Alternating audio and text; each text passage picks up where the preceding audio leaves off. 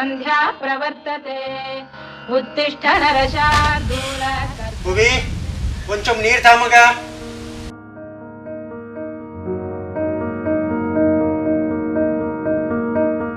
ಭುವಿ ಬಾ ತಿಂಡಿ ತಿನ್ನು.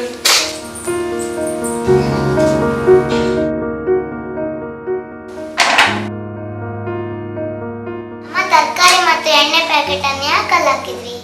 ಪುಟ್ಟ, ಹಸಿ ಕಸವನ್ನ ಈ ಬಕೆಟ್ಗೆ ಹಾಕುದು, ಒಣ ಕಸವನ್ನ ಚೀಲಕ್ಕೆ ಹಾಕುದು, ಆಯ್ತಾ? ಅಜ್ಜ, ನಾ ಶಾಲೆಗೆ ರೆಡಿ.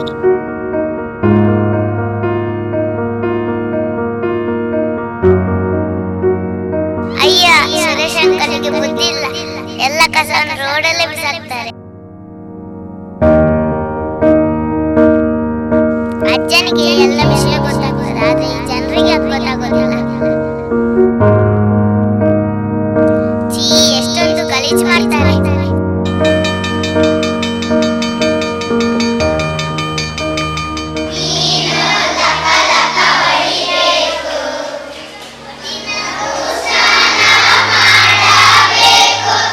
ಮನೆ ಮತ್ತು ಸಾರ್ವಜನಿಕ ಸ್ಥಳಗಳ ಸ್ವಚ್ಛತೆ.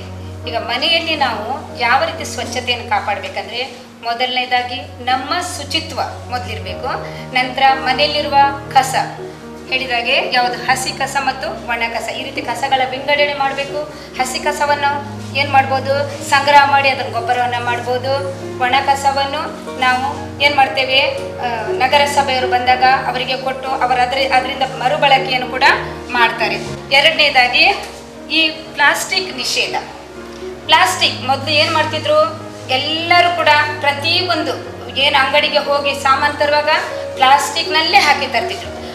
ಆದರೆ ಈಗ ಸರ್ಕಾರದವರು ಏನು ಮಾಡಿದ್ದಾರೆ, ಆ ಪ್ಲಾಸ್ಟಿಕ್ ನಿಷೇಧ ಮಾಡಿದ್ದಾರೆ. ನಾವು ಏನು ಮಾಡಬಾರ್ದು, ಪ್ಲಾಸ್ಟಿಕ್ಕನ್ನು ಉಪಯೋಗಿಸಲೇಬಾರ್ದು. ಅದರ ಬದಲು ನಾವು ಮನೆಯಿಂದ ಹೋಗುವಾಗಲೂ ಏನು ಮಾಡಬೇಕು, ಬಟ್ಟೆ ಚೀಲ ಕೊಂಡೋಗ್ಬೇಕು.